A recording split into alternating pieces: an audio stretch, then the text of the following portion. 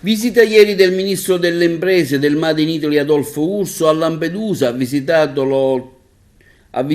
l'hotspot e il Molo Favarolo. Questa mia visita è un segno di attenzione da parte del governo, ha affermato il ministro. Ha ascoltato gli operatori, il prefetto e tutte le altre autorità competenti per cercare di capire cosa si possa fare di più e di meglio, anche alla luce dei provvedimenti che i ministri Salvini e Piantedosi prenderanno nelle prossime settimane.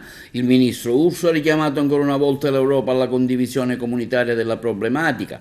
L'Europa, ha detto, deve capire che l'Italia non può essere lasciata sola in merito al fenomeno migratorio. Questa è la porta d'ingresso dell'Europa e l'Europa deve intervenire con noi.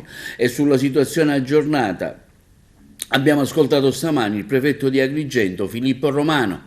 Lei al rientro di Lampedusa ieri mattina con il ministro Urso, insomma una situazione pesantissima, oltre 700 immigrati sono arrivati a Porto Empedocle, ecco ci aggiorni un po' della situazione.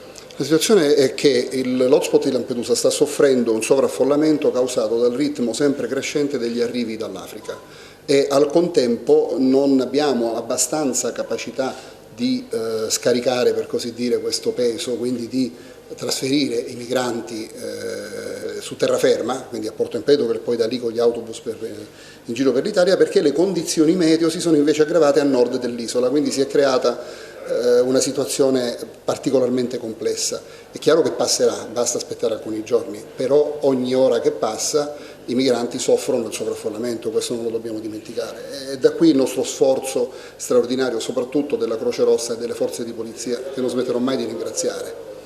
Prefetto, so che avete espletato la gara per l'hotspot, la tensostruttura nuova a Porto Empedocle, quali tempi saranno necessari per la realizzazione? Da contratto 90 giorni a far data dal 14 agosto, quando abbiamo consegnato, ma ci auguriamo che siano di meno, fra l'altro fra poco mi incontrerò con la ditta e li pregherò di fare al più presto possibile.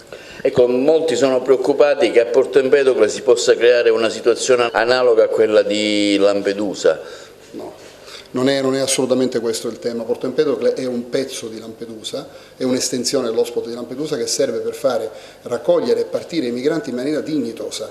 Sarà nell'estrema propaggine dell'area portuale verso il caos, in una zona industriale abbandonata, quindi vorrei dire non ci sarà nessun peso per la cittadinanza.